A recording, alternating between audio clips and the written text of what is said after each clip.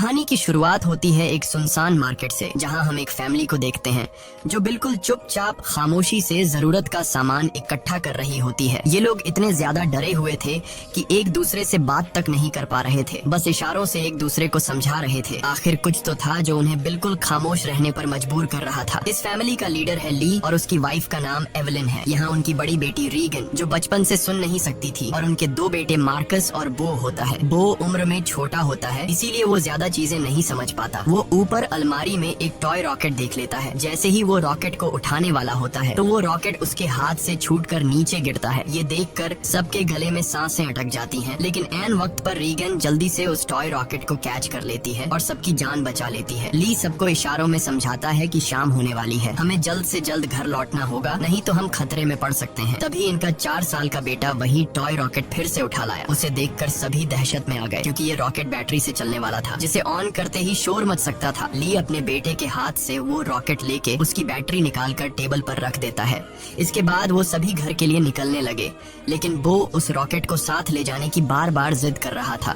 इसलिए रीगन चुपके से इस बिना बैटरी वाले रॉकेट को उसके हाथ में थमा देती है और वो भी स्टोर से बाहर आ गई। पर तभी उस बच्चे ने रॉकेट की बैटरियां भी उठा ली। इसके बाद ये चारों लाइन से घर की तरफ निकल पड़े। तब हम देखते हैं कि रोशनियों से चमकने वाला ये शहर कभी गाड़ियों के शोर और इंसानों की भीड़ से भरा रहता, मगर आज ये शहर पूरी तरह से वीरान और सन्नाटे में डूबा हुआ है। यहाँ इंसान तो दूर बल्कि परिंदों की भी आवाज नहीं सुनाई देती। हर तरफ एक खौफनाक सी खामोशी छाई हुई है। पूरी दुनिया में अब कमतर ही लोग जिंदा बचे हैं, जिनमें ये 5 लोग भी शामिल हैं। यहाँ हम देखते हैं कि उन्होंने लाइन से अपने घर तक रेत बिछाया हुआ है और ये लोग इस पर नंगे पांव चल रहे थे ताकि कदमों की भी आहट न हो। वहीं मासूम बो रीगन के पीछे था। वो रॉकेट को लेकर बहुत खुश था। तभी बो ने रॉकेट में बैटरी लगाकर उसे ऑन कर दिया, जिससे उस रॉकेट में म्यूजिक बजने लगा। रीगन सुन नहीं सकती थी, इसलिए आवाज पर उसका ध्यान ही नहीं गया, लेकिन जब ली और एवलिन ने उसे सुना तो वो दोनों बहुत ज्यादा घबरा गए। तभी अचानक घने जंगलों के बीच से निकलकर गोली की रफ्तार से भागता एक खौफनाक मॉन्स्टर बो की तरफ बढ़ने लगा। ली जल्दी से खिलौने को बंद करने के लिए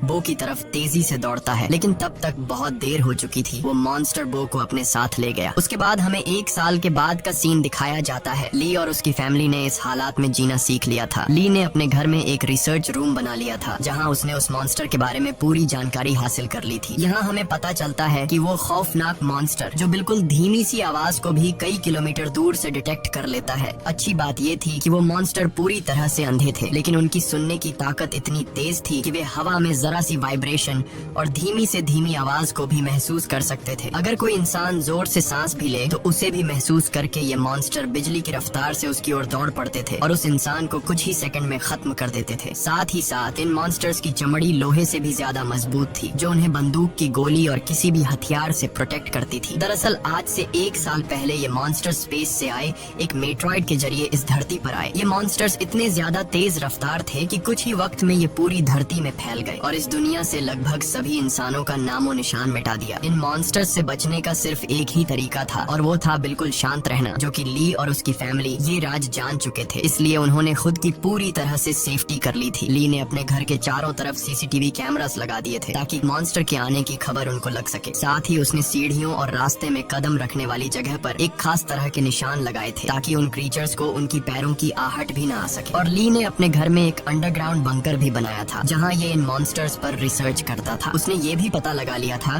कि इस इलाके में कुल 3 मॉन्स्टर मौजूद हैं। अब ली उन मॉन्स्टर की कमजोरी के बारे में जानने की कोशिश कर रहा था। साथ ही साथ ली रेडियो के जरिए पूरी दुनिया में हेल्प का सिग्नल भेज रहा था, लेकिन अब तक उसका किसी से भी कांटेक्ट नहीं हो पाया था। यहाँ हमें पता चलता है कि एवलिन प्रेग्नेंट है और जल्द ही वो एक बच्चे को जन्म देने वाली है। अब क्योंकि ये बच्चा पैदा होने पर रोने लगेगा, इसलिए उन्होंने अपने आने वाले बच्चे के लिए एक साउंड प्रूफ बॉक्स बना लिया है, ताकि जब भी अगर बच्चा रोए तो उसके मुंह पर ऑक्सीजन मास्क रखकर उसे उस बॉक्स में छुपा दे, जिससे उस मॉन्स्टर को बच्चे की रोने की आवाज नहीं आएगी। इस मुश्किल हालात में मॉन्स्टर से बचने के लिए रेडी रहना बहुत जरूरी था, लेकिन ली की बड़ी बेटी भी रेगन सुन नहीं सकती थी और ये कमी उसके लिए एक बड़ी मुसीबत बन सकती थी। इसलिए ली इसकी इस कमी को दूर करने की कोशिश में था। ली अपनी बेटी रेगन के लिए एक कॉक्लियर हीरिंग एम्पलीफायर बनाता है और ली वो एम्पलीफायर रेगन को दे देता है। लेकिन रेगन इस एम्पलीफायर को लेकर खुश नहीं थी, क्योंकि उसे लगता था कि हमेशा की तरह ये एम्पलीफायर भी काम नहीं करेगा, क्योंकि ली अपनी बेटी रेगन के लिए पहले भी कई एम्पलीफायर बना चुका था। इसलिए रेगन पहले तो इस एम्पलीफायर को गिरा देती है, लेकिन जब वह उस एम्पलीफायर को टेस्ट करती है तो ये एम्पलीफायर काम कर रहा होता है। बाहरी दुनिया की आवाज सुनते ही वो खुशी के मारे रोने लगती है और साथ में रेगन को अपने छोटे भाई की याद भी आती है। रेगन आज भी खुद को अपने भाई की मौत का जिम्मेदार ठहराती है। इससे लगता है कि अगर उस दिन वो अपने भाई को टॉय रॉकेट नहीं देती तो आज उसका भाई जिंदा होता। रेगन अपने पिता के काम में हाथ बटाकर खुद को साबित करना चाहती थी, इसलिए रेगन अपने पिता के अंडरग्राउंड बंकर की तरफ जाने लगती है।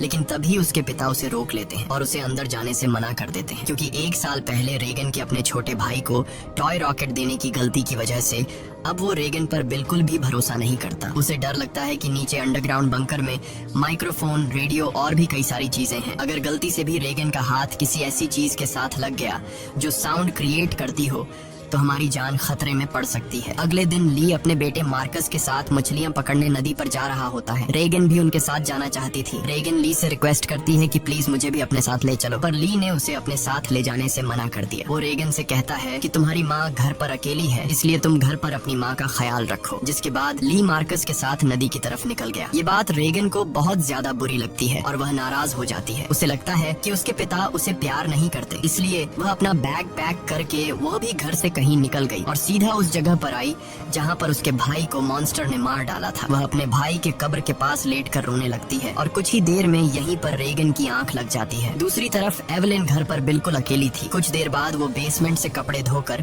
उन्हें बोरी में भरकर बाहर ले जा रही थी। तभी सीढ़ी पर लगा एक कील उस बोरी में फंसकर सीधा हो गया। वह नुकीला कील ठीक उनके पैर रखने की निशान पर था, पर एवलिन उसे देख नहीं पाई। उधर ली और मार्कस मछली पकड़ने में लगे थे। कुछ देर बाद ली अपने बेटे मार्कस को एक झरने के पास ले आता है और ली अपने बेटे से कहता है कि यहाँ तुम बात कर सकते हो, क्योंकि पानी के झरने की वजह से तुम्हारी आवाज उसमें हाइड हो जाएगी और तुम्हारी आवाज उस मॉन्स्टर तक नहीं पहुँच पाएगी। अब तुम खुलकर बात कर सकते हो। वो दोनों झरने के पास बैठकर बातें करने लगते हैं। मार्कस पूछता है क्या वो बो की मौत का जिम्मेदार रेगन को मानते हैं, जिस पर ली जवाब देता है कि जो कुछ भी बो के साथ हुआ उसमें किसी की भी गलती नहीं थी। लेकिन मार्कस ली को बताता है कि रेगन आज भी बो की मौत का जिम्मेदार खुद को ठहराती है, इसलिए तुम्हें रेगन को ये बात बतानी चाहिए कि उस दिन तुम्हारी कोई गलती नहीं थी। इसी दौरान एवलिन ने अपने मर चुके बेटे की तस्वीर लिए उसकी याद में आंसू बहा रही थी। तभी अचानक उसे लेबर पेन शुरू हो गया, यानी कि उसकी डिलीवरी का टाइम आ चुका था। वो फोटो फ्रेम हाथ में लिए हुए जल्दी से बेसमेंट की तरफ जाने लगी, पर तभी सीढ़ियों से नीचे उतरने की जल्दी में